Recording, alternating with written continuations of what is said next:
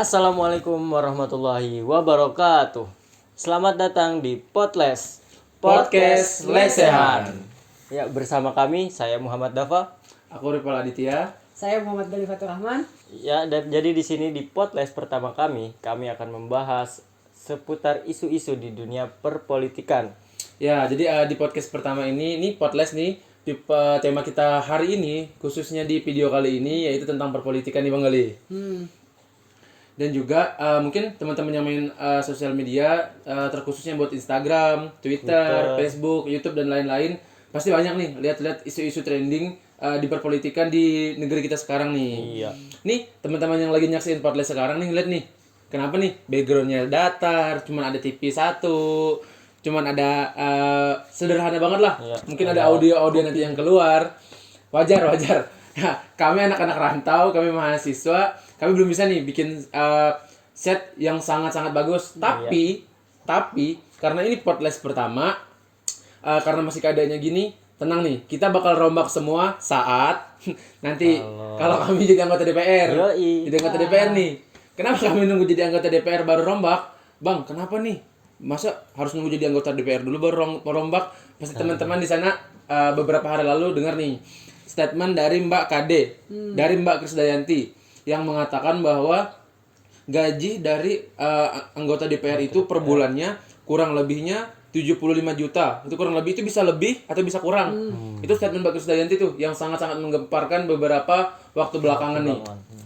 Yang pastinya dengan gaji segitu kami bisa nih merombak. Nanti kami bisa. Nanti di sini ini TV masih kecil nih. Nanti kalau gaji kami per bulannya 75 juta, nih TV semua nih. Ini TV semua. Layar TV semua nih. TV semua. Atau belakangnya kayak di akuarium gitu, Bal. Bisa. Nah, Bisa kami bikinkan. Tapi nanti tunggu kami jadi anggota DPR. Yoi. Balik lagi ke topik kita anggota DPR yang tadi. Ini banyaklah pro dan kontra tentang gaji anggota DPR yang sangat tinggi di masa pandemi gini lah, di mana orang-orang lagi susah nyari uang, orang-orang susah nyari makan, orang-orang banyak di PHK dengan gaji yang standar, bahkan sampai ada yang tetap bekerja cuman gajinya dipotong. Iya. Pasti banyak masyarakat yang bertanya-tanya ataupun sedikit masyarakat yang mungkin terkejut lah dengan gaji anggota DPR yang sangat-sangat tinggi lah ya untuk masyarakat Indonesia sekarang. Menurut Dapa dan Bang Gali nih, worth it nggak sih sebenarnya gaji anggota DPR dengan pekerjaannya sekarang dan dengan gajinya yang sebegitu menurut kita mahasiswa besar lah ya. Dalam hitungan per bulannya sampai 100 juta itu besar lah. Besar banget dong. Besar.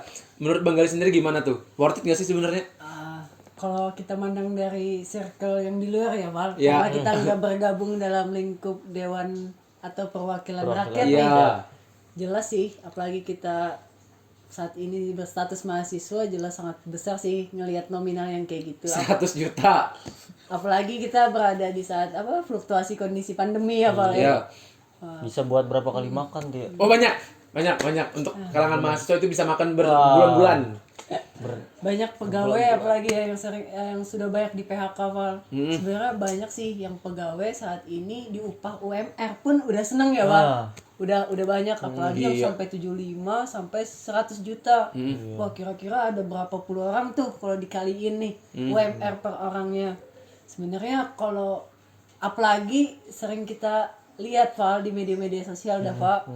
Apalagi yang sering kita lihat seperti foto dan video wakil rakyat kita sering tidur di ruang rapat. Itu nggak mungkin editan ya, itu nggak mungkin editan. Iya, itu ada buktinya jelas lah ya. Iya. Mungkin beliau di sana terlalu capek mengurusi 200 juta jiwa rakyat Indonesia. Ini kan rakyat Indonesia banyak nih. Iya. Sedangkan anggota DPR kita kan nggak seberapa. Pastinya capek mungkin itu tidur. Jadi ibaratnya 75 juta ke atas tadi itu upah tidur lah ya. Upah dan upah mengurusi rakyat Indonesia. Tapi manusiawi lah kalau tidur ya. Nah, manusia kami nggak menyalahkan wakil rakyat yang tidur, itu manusiawi. Kami pun tidur. Iya, bedanya beliau di sana tidur dibayar dan kami bayar untuk tidur. Jadi kami bayar uang kos untuk tidur. Kami bayar untuk tidur, beliau tidur untuk dibayar. Ya, itu aja mungkin bedanya. Menurut Dapat sendiri gimana tuh? Worth it nggak sih sebenarnya dengan penghasilan yang berpuluh-puluh juta tadi dalam waktu 1 bulan? Dengan kinerja anggota DPR kita sekarang? Kalau menurutku ya, dengan hasil dengan yang nyata gitu ya, apa yang kita lihat, menurutku itu mungkin terlalu besar, apalagi di saat pandemi yang seperti ini nih ya Bang. Semua karyawan dipotong gajinya, semua pedagang turun penghasilannya, bahkan yang beberapa waktu belakangan kan PPKM ya, jadi beberapa pedagang itu sampai harus tutup lebih awal. Nah itu kan otomatis penghasilannya juga turun jauh. Nah di saat yang seperti ini ya mungkin tidak worth it lah, harusnya ada keseimbangan antara rakyat biasa, karyawan-karyawan biasa dengan wakil rakyat kita ini. Wakil rakyat. Wakil. Nah harusnya ada keseimbangan gitu, di rakyatnya penurunan gaji, harusnya wakil rakyat juga ada menurunkan egonya untuk menurunkan gaji lah istilahnya ya, mungkin untuk backup beberapa kebutuhan yang kan kita juga, negara kita kan salah satu yang terbanyak katanya Iya, utangnya ya. dampaknya parah lah ya. Dampaknya parah lah. Jadi mungkin itu bisa uang gaji yang mungkin Gak usah banyak lah ya dipotong lah, untuk membantu rakyat tuh gak usah banyak nggak lah. usah banyak. Menurut mereka mungkin kecil lah, menurut beliau itu. Iya. Terus dengar-dengar setelah statementnya Mbak Kade itu ada tindak lanjut ya Bang Gali ya? Iya, benar-benar. Jadi kalau nggak salah Mbak Kade itu dipanggil atau gimana? Iya, setahu terakhir ya baca beritanya ya Val, dipanggil sama pimpinan fraksinya Val, partai. Iya. Gara-gara statement tersebut? Iya. Tersebut. Kenapa tuh ya dipanggil ya? Ya, semoga Mbak Kade tetap semangat, tetap menjalankannya. Ya, tetap sehat lah ya setelah dipanggil tersebut dengan gaji sekitar 75 juta ke atas tadi lah ya. Dan juga kan ini banyak mungkin yang bertanya-tanya, gaji tinggi. Sebelum itu juga tentang menanggapi gaji tinggi ini, di channel YouTube-nya Om Deddy, di channel YouTube-nya Om Deddy itu mengundang salah satu anggota dewan tuh Dap. Pak Fahri Hamzah. Pak Fahri Hamzah diundang ke sana dan ada sedikit perkataan dari Pak Fahri bahwa dengan gajinya segitu memang pekerjaannya berat. Jadi mengurusi itu. Jadi wajar gaji anggota DPR itu bernilai segitu tuh, sekitar tadi yang kalau dikalkulasikan di dalam 1 tahun kinerja anggota DPR itu bisa mencapai kurang lebih 1 miliar. 1 miliar nyentuh lah ya, 1 miliar ya. Iya, kalau dalam kurun waktu 1 tahun tuh. Jadi dalam statement tersebut dengan pekerjaannya sekarang, jadi menurut Pak Fahri Hamzah di channel YouTube-nya Om Deddy Kombuser itu jelaskan tuh bahwa ini nih pekerjaannya DPR, makanya gajinya sekian. Menurut Pak Fahri Hamzah itu Iya, menurut Pak Fahri Hamzah. worth it berarti. Worth it. Belum lagi juga itu bukan gaji pokok ya teman-teman, bukan gaji pokok. Jadi sekitar 75 juta lebih itu tunjangan-tunjangan lainnya. Tunjangan-tunjangan lainnya. Jadi Bang Gali berminat jadi anggota DPR mungkin? Berminat banget sih kayaknya. Berminat ya? Kalau nominalnya segitu ya. Ya, kalau ngomongin gaji berminat. gaji Mungkin kalau pasti untuk berminat ngomongin kerjaan dan kritikan masyarakat kurang lah ya. Ya bungkam lah sedikit-sedikit. Ya, agak bungkam lah ya. Bungkam lah.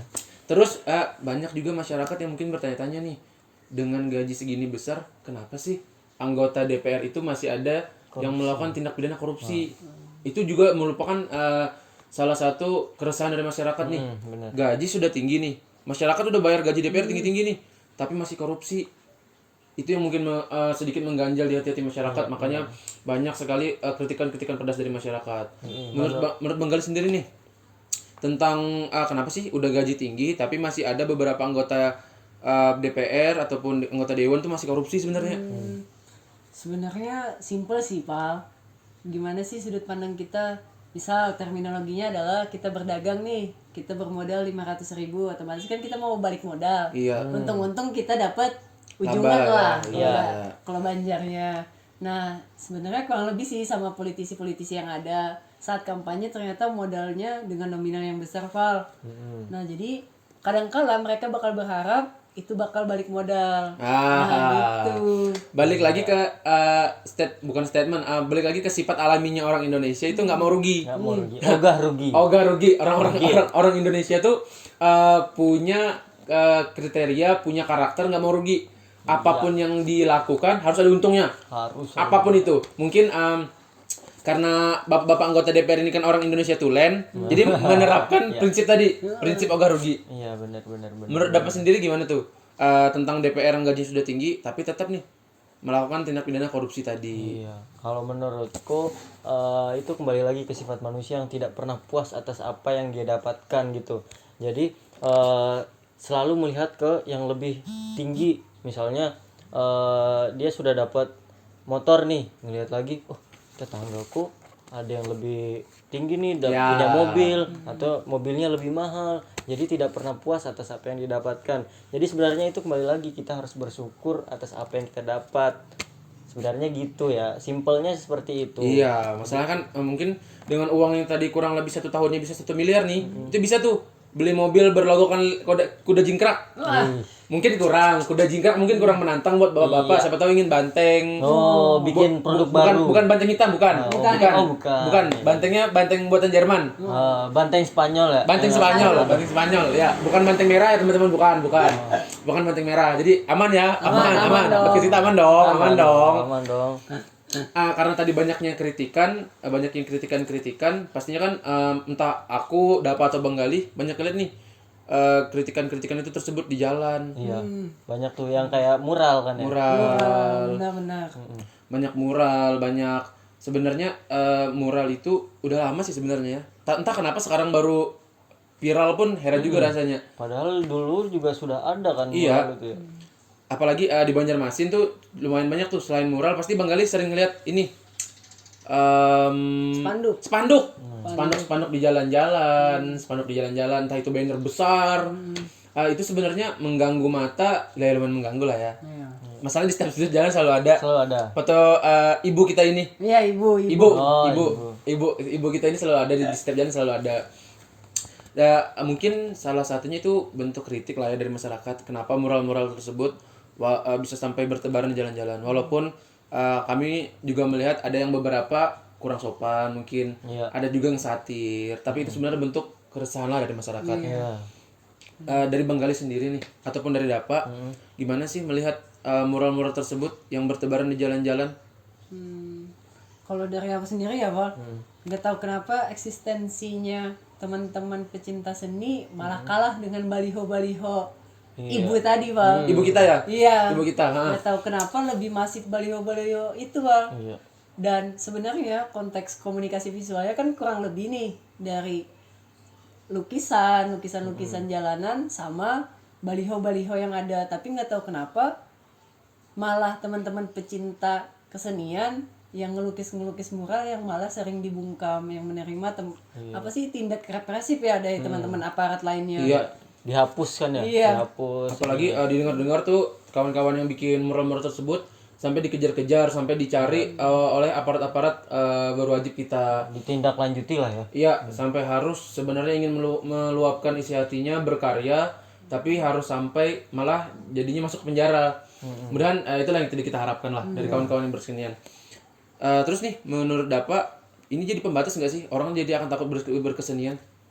Kalau menurutku mungkin beberapa orang tidak ya, soalnya itu malah menjadi semangat yang membakar semangat mereka buat lebih berkarya lagi, bisa menyampaikan suara-suara rakyat yang tidak bisa bersuara langsung gitu. Jadi bersuara lewat mural seperti itu. Ya sebenarnya mural-mural seperti ini juga sudah ada sih dari dulu, bahkan di masa-masa Indonesia mau merdeka itu tahun 1945 banyak mural-mural bertebaran yang menjadi propaganda mencari perhatian sekutu dan media-media internasional yang membuat Indonesia ini hingga akhirnya bisa merdeka itu, Pak. Jadi mural-mural tersebut itu mencari sorotan-sorotan media internasional dan berhasil mendapatkan perhatian itu, sehingga sekutu-sekutu ini berasumsi bahwa Indonesia ini mulai bersatu dan mereka akhirnya kan takut tuh. Iya. Kalau Indonesia bersatu tuh, kayaknya keren banget ya. Jadi bisa menurunkan semangat sekutu waktu itu. Ya, kalau berbicara salah tidaknya mungkin memang salah. karena itu kan merupakan vandalisme tuh, mencoret-coret di tempat umum. Iya, ada UUD-nya juga. Iya, kan? ada undang-undangnya, ada undang-undangnya. Mungkin di kota Banjarmasin pun sedikit banyaknya adalah yang seperti itu. Dan juga kebanyakan langsung dihapus oleh pemerintah, langsung dihapus. Sebenarnya dari Bang Galih pribadi atau pendapat pribadi ini sebenarnya terganggu gak sih dengan yang seperti itu? Sebenarnya kalau mural sendiri ya, kalau menurutku malah jadi mood kita di saat jalan itu Bang. Iya, Malah nambah semangat. Dibandingin ngelihat baliho-baliho kan. Iya, benar. Ya, karena kan kalau kita mural ini kan kebanyakan di jalan-jalan yang umum yang umumnya terbuka gitu kan, yang bakalan dilihat oleh orang banyak lah. Jadi malah justru lebih terhibur lah ya. Jalan kita nggak boring lah, nggak bosan lah. Jadi saat kita menyusuri jalan, adanya mural-mural tersebut, adanya karya-karya dari kawan-kawan pecinta seni, itu sebenarnya pembangkit semangat kita di jalan. Apalagi nih saat kita pulang kuliah, banyaknya tugas, banyaknya tuntutan dosen, saat kita cek kecapean ataupun teman-teman potles yang saat di jalan melihat mural, capek pulang kerja. Iya. Apalagi di Banjarmasin kalau sudah jam pulang ataupun jam berangkat kerja itu pasti macet ya. Macet dan karenanya ada mural tersebut mungkin lebih terhibur lah ya. Sedikit terhibur lah ya. Iya. Atas apa? Jadi ada yang dilihat gitu lah di jalannya itu. Sebenarnya pecinta seni itu juga sebenarnya menyuarakan kan, menyuarakan apa keresahan-keresahan rakyat, dan itu juga sebenarnya kalau misalnya kan sebenarnya banyak nih media-media kesenian, nggak cuma di dinding sebenarnya, karena di dinding kan ada undang-undangnya juga. Cuma masalahnya itu biasanya pekerja-pekerja seni ini kurang mendapat perhatian dari pemerintah. Nah, mendapat perhatiannya nih kayak gini nih, sekalinya dapat perhatian malah ditangkap, dikejar-kejar kayak gitu ya. Jadi kurang dapat perhatian lah intinya ya. Jadi sehingga harus dicoret-coret dinding kayak gitu, membuat mural di dinding. Minum dulu kali lah. Haus. Minum dulu. Minum. Ngopi dulu. Tenang aja. Mantap. Ini minuman bukan minuman yang aneh-aneh, tetap ini halal walaupun gak ada logo MUI-nya, ini tetap aman. Tetap aman. Tetap aman, tetap halal. Ini bukan pibe, bukan. Bukan, ini pibe. Ini bukan pibe. Ini tetap. Ini juga halal. ada makanan ini Halal. molan. Beneran Ini pisang. molan. Mantap. Balik lagi ke topik kita tadi nih tentang penangkapan. Sebenarnya di zaman pandemi kayak gini nih lah, banyak anggota-anggota DPR yang justru memasang banner di mana-mana. Dan memang itu terpasang memang di tempat yang benar. Sedangkan teman-teman karya seni terpasang di tempat yang berbeda. Ini kan dua hal yang berbeda nih. Tapi kalau menurutku sebenarnya ini tuh sebenarnya kurang lebih aja. Bedanya banner ini lebih berduit dan lebih elegan. Iya. Sedangkan yang satunya ini memang terlihat kere tapi terlihat indah. Iya. Old but gold. Bener. Iya, apalagi nih kayak kawan-kawan seni ini kan kebanyakan bukan dari kalangan orang atas nih. Iya.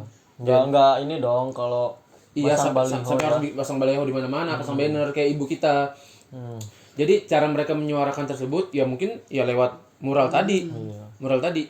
Apalagi ini anak-anak muda kayak kita pastinya Bang Gali sendiri pastinya tadi kayak seperti yang dibilang Bang Gali lebih tertuju kepada mural. Menghibur mata ketimbang baliho-baliho tadi yang pasti sudah sering lah kita lihat-lihat. Entah itu baliho makanan, baliho produk ataupun baliho DPR yang tadi. Iya. Tapi mungkin beberapa mural memang ada yang berlebihan ya. Iya. Tidak pakai moral gitu, cara kritikan lewat muralnya itu sebenarnya ada ininya tuh adab-adabnya lah, moralnya gimana, etikanya ketika kita mengkritik pemerintah itu. Mungkin beberapa memang ada yang berlebihan moralnya seperti itu. Mungkin teman-teman nih ada solusi nggak sih sebenarnya biar kawan-kawan ini tetap bisa berkarya seni, karyanya diapresiasi dan tidak sampai harus dipidana. Itu ada solusi nggak sih sebenarnya? Kalau menurutku ya, sebenarnya lebih dikasih wadah aja. Ini pekerja seni ini lebih diperhatikan oleh pemerintah, lebih diapresiasi. Mungkin itu bakal mengurangi seperti mural-mural yang katanya apa ya, memprovokasi masyarakat seperti itu. Dari Bang Gali sendiri sebenarnya ada tanggapan gak sih buat kawan-kawan karya seni kita yang harus ditangkap-tangkapin, yang harus dikejar-kejar aparat? Sebenarnya agak sedih juga ya, Val, melihat di media-media pemberitaan yang ada banyak sekali tindak-tindak represif yang diterima oleh teman-teman kesenian. Iya. Apalagi teman-teman mahasiswa yang sering menggaung-gaungkan aksinya di tengah-tengah parit-parit perjuangan, Val, sering sekali mendapatkan tindak-tindak represif. Jadi semoga tetap semangat ya bagi teman-teman pecinta seni, khususnya Semangat. bagi teman-teman mahasiswa juga terus semangat untuk menggaung-gaungkan kebenarannya. Iya.